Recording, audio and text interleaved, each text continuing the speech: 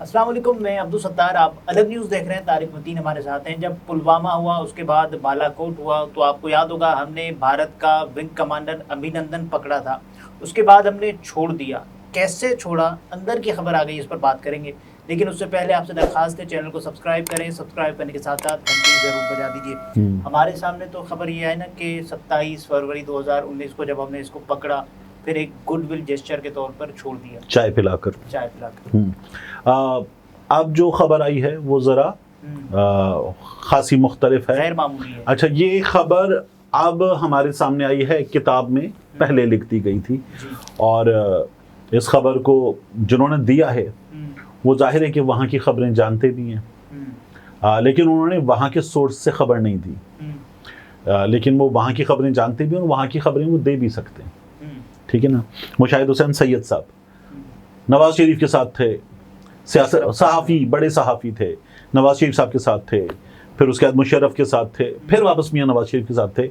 अब मियाँ नवाज शरीफ साहब की भी जमात पे खुला के तनकीद करते हैं और इत्मीनान के साथ करते हैं। तो मुशाहिद हुसैन सैयद साहब जो है वो ये बता रहे हैं कि अभिनंदन को छोड़ने में वो कहते हैं कि बड़ा किरदार बाजवा का था। वो कहते हैं कि जब पुलवामा हुआ, हिंदुस्तान ने अटैक किया, बालाकोट के बाद 24 घंटे के अंदर पाकिस्तान ने इस पर जवाब दिया। हमने 2 जहाज़ गिराए और अभिनंदन को पकड़ा। उस वक्त ख़तरा था जंग का, तो उस वक्त ट्रंप के मुज़ाकरात हो रहे थे नॉर्थ कोरिया से।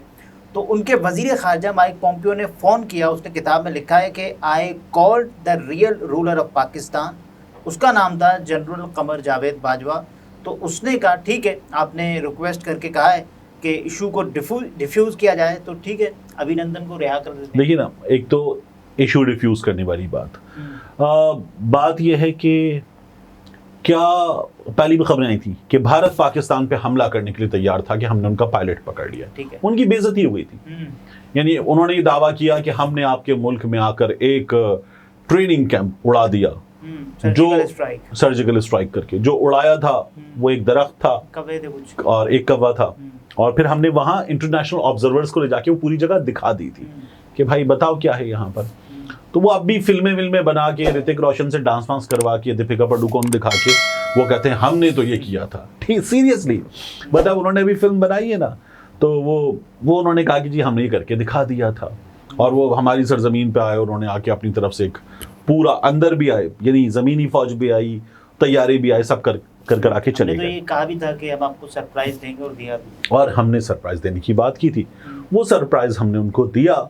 और इस एपिसोड में मुझे सबसे ज़्यादा याद आता है वो जो जब अभिनंदन पकड़ा गया ना, आसिम गफूर साहब नहीं, वो जो पकड़ा गया तो हुआ ये कि उसका जहाज़ जब मार गिराया तो फिर उसने इजेक्ट किया और इजेक्ट करके हमारे एक साफ पानी के नाले पे वो जाके गिरा। तो साफ पानी का नाला गंदा कर दिया उसने। अच्छा। और फिर उसके बाद लोग पहुंचे और लोगों ने पहुंच के फिर उस पर हाथ साफ किया, साफ पानी के नाले पे पहुंच के उस पर हाथ साफ किया। आमतौर पे शहर से दूर गांव में, तो गांव में क्या होता है, कभी किसी की साइकिल चोरी होती है, कभी किसी की भैंस चोरी होती है, कभी किसी की बकरी चोरी हो जाती है, तो फिर वो ऐसे ही मारते कहते ना, भैंस चोरा, साइकिल चोर का रिवाज था। कहने लगे मारे साइकिल चोर नू। उसको जब मार रहे थे कूटा लोगों ने, तो मारे साइकिल चोर नू।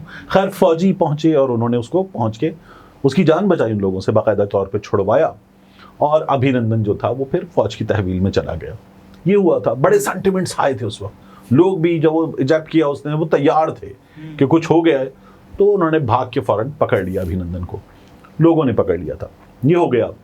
उसके बाद हमने अभिनंदन को जब छोड़ा तो हमने उसको सूट पहनाया, ठीक है ना। वो मेरा ख्याल एक बड़ा खूबसूरत सा ग्रेश ब्लू सूट था, वो पहना के, हाँ, अभिनंदन भी उस पर ठीक लग रहा था। आप ये देखें, हाँ, मतलब उस सूट में अभी इतना अच्छा सूट दिया कि अभिनंदन भी अच्छा लग रहा था उसमें।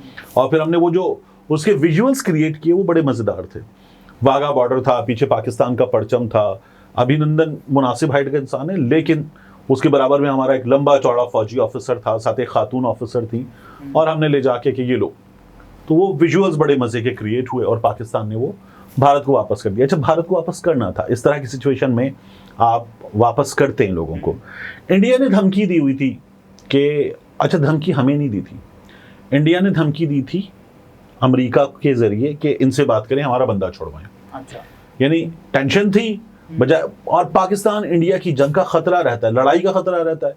जो अब चूंकि हम भी एडमी ताकत है, वो भी एडमी ताकत है, तो उसमें अब अगर बात ज्यादा बिगड़ती है तो फिर होगा ही ना कि वो तो खौफनाक जंग है। तो उस जंग को लड़ने की हिम्मत उस जंग को वो नहीं होती, तो इसलिए वो हमारी डॉग फाइट होती है या ये फाइट होती है, उस फाइट में हमने उनका बंदा पकड़ लिया था। तो माइक पॉम्पियो ने फोन किया और फोन किया जनरल कमर जावेद बाजवा को, और उनसे कहा कि ये डिफ्यूज करें, यानी हालात जंग की तरफ जा रहे हैं। इमरान खान साहब ने ऐलान किया था ऐवान में कि हम छोड़ रहे हैं, ज्वाइंट सेशन में। और उस वक्त सरदार अयाज सादिक साहब जो हैं, उनकी तकरीर याद है आपको जी? उन्होंने क्या बताया कि फॉरेन मिनिस्टर शाह महमूद कुरैशी साहब और उनके साथ आर्मी चीफ ये आए, पसीने आ रहे थे जी, टांगे कांप रही थी, और वो इंडियन मीडिया ने बड़ा चलाया कि जी वो जनरल बाजवा की टांगे कांप गई थी क्योंकि मोदी ने कहा था हम हमला कर रहे हैं। तो मोदी ने हमला करने का हमें नहीं कहा था, मोदी ने कहा था अमेरिका से कि बंदा छुड़वाएं हमारा। अच्छा। तो मतलब मोदी फॉर्मली ऐलान कर देता कि हम हमला कर रहे हैं, बंदा छोड़ो, ये नहीं किया। वो अमेरिका को बीच में डाल के बंदा छुड़वाएं, और अमेरिका ने ये किया कि बंदा छुड़वाया और जनरल बाजवा साहब ने बंदा छोड़ दिया। तो हमारे यहाँ जो भी होता है ना कि वो जो होता है, पोम्पियो ने लिखा है I called the real ruler of Pakistan, तो बाजवा साहब रियल रूलर थे। देखिए ना, अब इमरान खान साहब ने भी बाद में ये बातें बताई और बड़ी हद तक बताई कि बाजवा जो है वो क्या कर रहा था। और इमरान खान साहब ने एक और भी बात बताई कि मैं एजेंसीज के जरिए अपनी कई बार असेंबली अटेंडेंस भी पूरी करवाता था।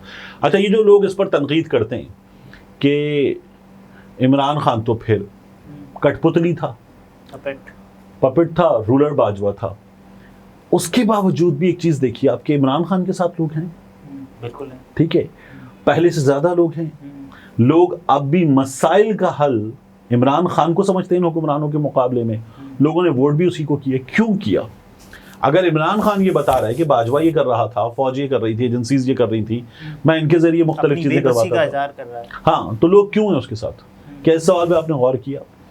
आप देखिए कि हमारे सामने ये जो अभी हम बात कर रहे थे ना एटमी ताकत होने की, इस एटमी ताकत होने की बात को देखिए, और मियां नवाज शरीफ का ये दावा 28 मई, हम 28 मई वाले हैं, यौम तकबीर वाले, हमने पाकिस्तान को, हाँ, हमने पाकिस्तान को एटमी ताकत बनाया। वो आपको मजीद निजामी साहब भी बता देते हैं, आपको मरहूम गौहर अयूब साहब भी बता देते हैं, सब बता देते हैं कि हुआ क्या था। खुद डॉक्टर अयूब खान मरहूम ने भी बता दिया था कि क्या हुआ था। तो मियां नवाज शरीफ पटाखा भी नहीं फोड़ सकते थे, पटाखा नहीं फोड़ सकते थे। गौहर अयूब साहब ने ये बयान दिया था कि शहबाज शरीफ साहब ने ये कहा कि बात कर रहे हैं, क्लिंटन का फोन आया हुआ है, अगर अच्छी डील देंगे तो हम धमाका नहीं करेंगे। तो मियां साहब की तो ये हालत थी। फिर उसके बाद प्रेशर था, और फौज पर भी नहीं, मतलब दीगर लोगों का प्रेशर था पाकिस्तान में, और उनकी वजह से ये हुआ था, पूरी कौम का प्रेशर था। तो ये काम करना पड़ा। तो ये हम तैयार थे, हम एटमी ताकत थे, हमें जवाब देना था, हमने वो जवाब दे दिया। मियां नवाज शरीफ गालिबन ताशकंद के दौरे पे थे, वापस आए थे, सब कुछ हुआ था। तब भी रियल रूलर मियां नवाज शरीफ साहब तो जनरल जिलानी के लाए हुए, लगाए हुए, और अब भी इस वक्त क्या इज्जत है मियां नवाज शरीफ साहब की?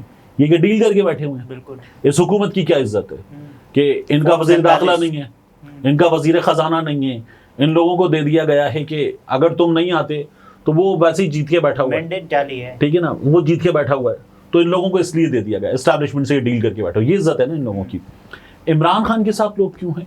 इन लोगों ने कभी भी एक तो ना ये बात की कि हमें वाकईतन आजादी चाहिए, अगर कभी वोट को इज्जत दो की बात भी की तो क्या कर लिया उसके बाद।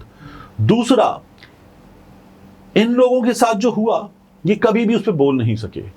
बोले तो पाकिस्तान से बाहर भाग कर बोले, पाकिस्तान में रहकर बोला इमरान खान, और इमरान खान ने अपनी गलतियां भी मान ली और लोगों को ओनरशिप दी। लोगों को ओनरशिप देने का नतीजा है कि लोग इमरान खान के साथ खड़े हुए। उसने तमाम चीजें बताई, तब भी बताई, अब भी बताई, और इमरान खान ने मुसलसल एक बात पहले भी की थी, अब भी की, कि आपको शर्मिंदा नहीं होने दूंगा। तो लोगों ने उसको ओनरशिप दी है। इसलिए क्या किसी भी आर्मी चीफ के पास ये इख्तियार हो सकता है कि दूसरे मुल्क का बंदा अगर आपने पकड़ा है तो उसको छोड़े? देखिए, किसी भी मामले का इख्तियार पाकिस्तान का फैसला वो पाकिस्तान के अवाम करेंगे, जिसका मतलब है कि अवाम के नुमाइंदा मुंतखब हुक्मरान करेंगे। तो क्या ये वज़ीर आज़म आर्मी चीफ पाकिस्तान। करेगा? आर्मी चीफ की इसमें जाहिर है कि से होनी चाहिए और ठीक ठाक होनी चाहिए, दिफाई क्योंकि मामला दिफाई मामला है, वो देख रहा है। ठीक है, लेकिन खुद फैसला करे, आर्मी चीफ खुद फैसला करे? नहीं, जाहिर है कि इस तरह से नहीं होना चाहिए। आपको अगर याद हो तो फौज की तरफ से बताया गया कि इमरान खान साहब इस मामले पर ये कह चुके थे कि हमें जवाब देना है। ठीक है, तो ये फौज की तरफ से कहा गया था, यानी अब ये इमरान खान साहब ने नहीं कहा इमरान था। खान साहब ने खुद भी ये कहा था कि हम रिटेलिएट करेंगे। हाँ, तो ये इमरान खान साहब ने पहले भी बताया।